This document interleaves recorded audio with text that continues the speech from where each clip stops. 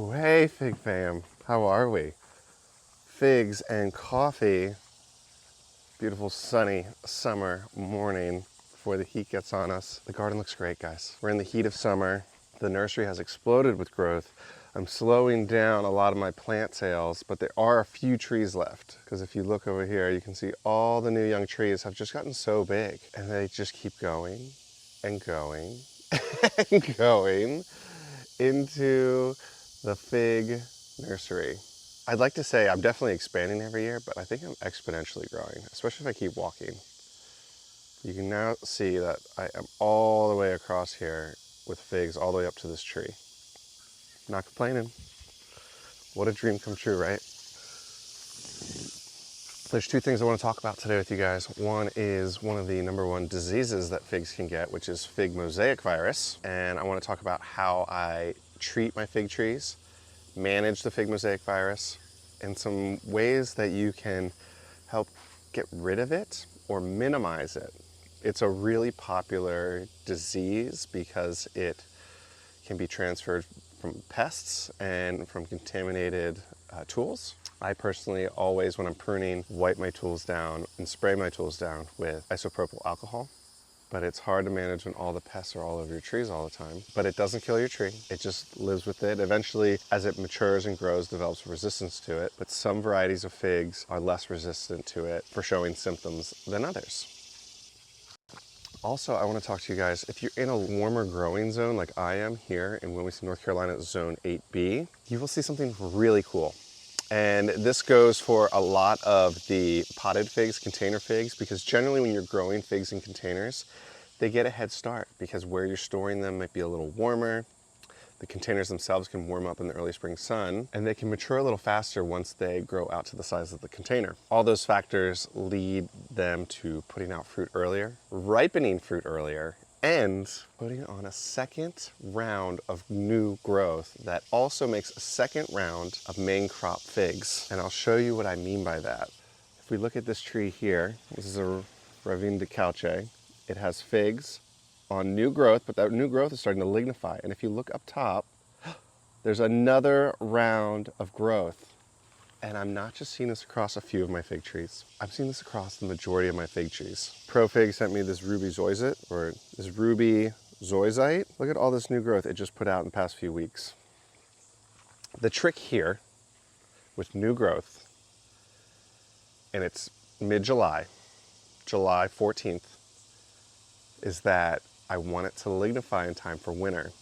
That's the strategy. And so you want to live in a warm enough climate that new growth will lignify and overwinter and be available even for cuttings if you want to propagate it for the next year. Otherwise, you'll lose that new growth. Doesn't mean you'll lose the figs on it, but you might lose that new growth. But here in Wilmington, North Carolina, zone 8B, we have nice, long, beautiful, warm falls where I'm harvesting figs into November.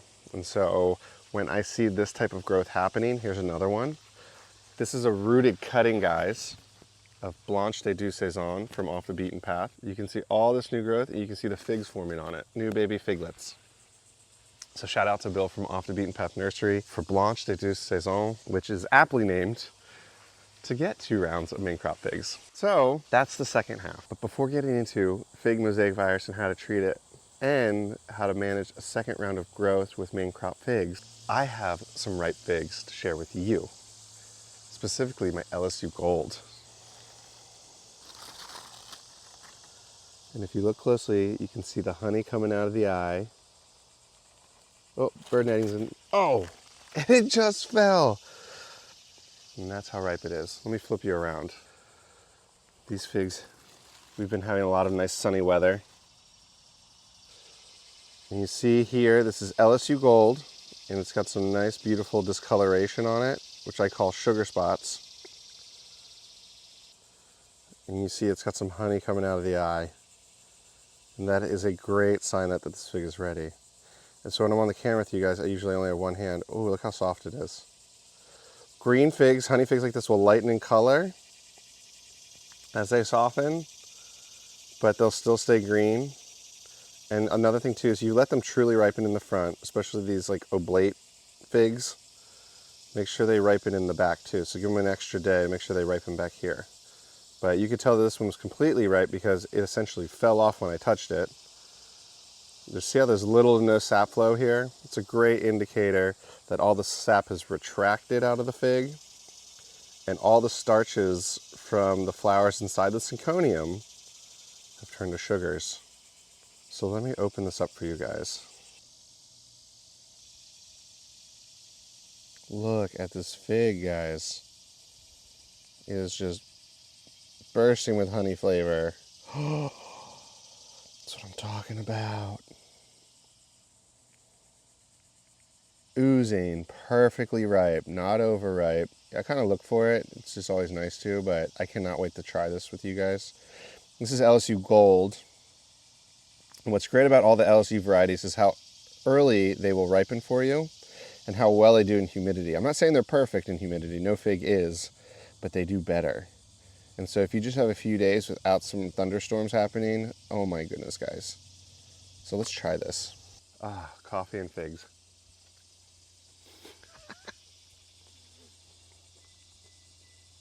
This is why we grow figs.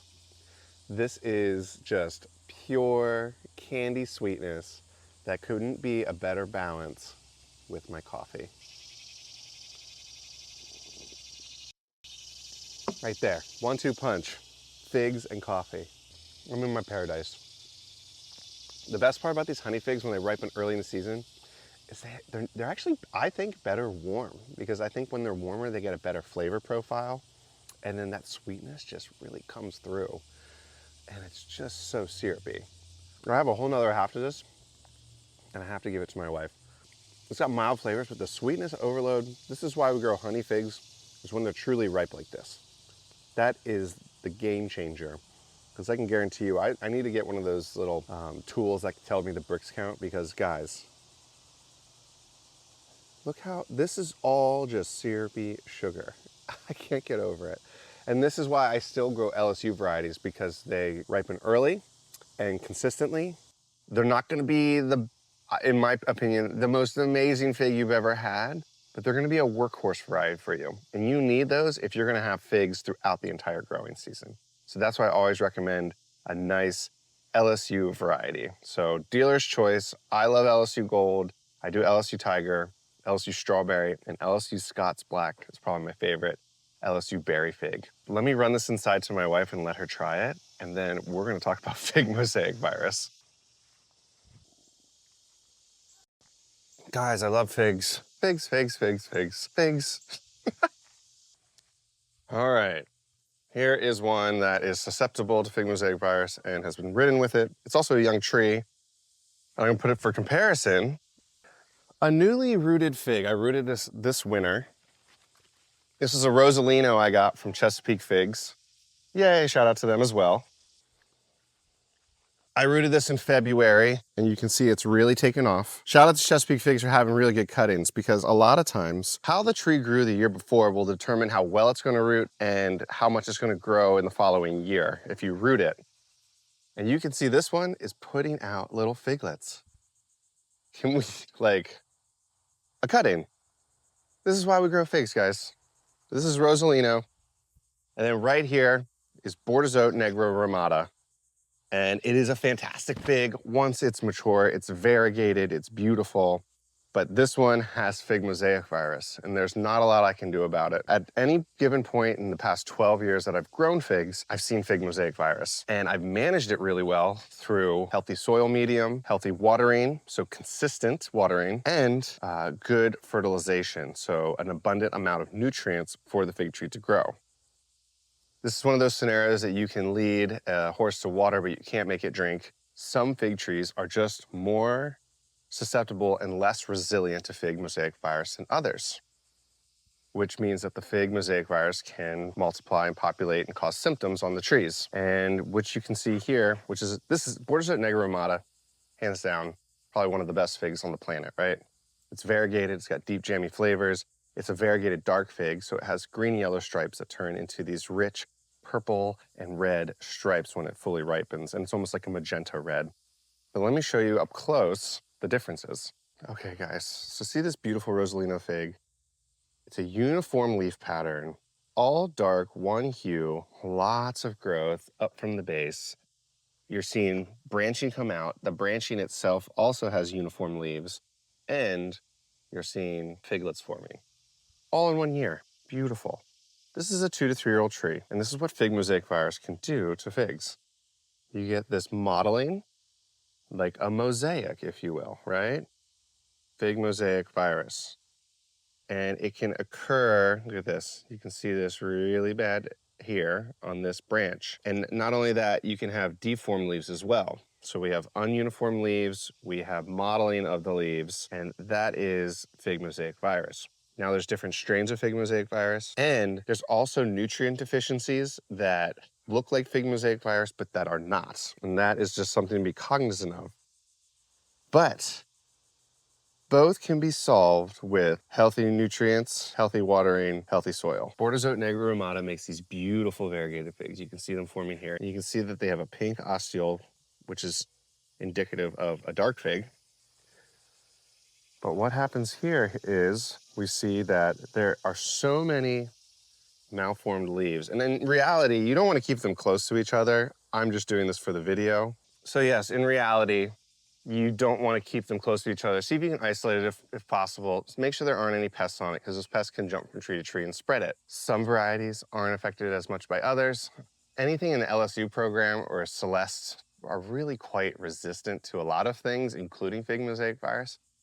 Not totally, right? If you stress your plants, they're going to be more susceptible to disease, just like any living thing. But what I want to show you here is when you have a really infected branch where everything is diseased, what it's doing is actually pushing a lot of energy into this branch, and it's not getting the result. And that reason is for viral load, the quantity of viruses in a given space of a tree branch. If you look here, I have isopropyl alcohol, 70% or 90%, doesn't matter. I've actually heard 70% is better. I don't know the science behind it, but soak your tools with it. I do this for lots of my diseases with fig trees, but what you do is you soak it and you let it dry out. When this dries, I'm gonna take off this branch here. I don't want to, it's a great branch, but like, what if I gave this cutting with a high viral load to a potential client in the cutting season, or it's just stunting the growth of the tree as it tries to push through this, even if I fertilize it regularly and water it regularly. So what I will do is I will prune this branch off, and I will take this branch and I'm going to snip it into a place where I can let it heal.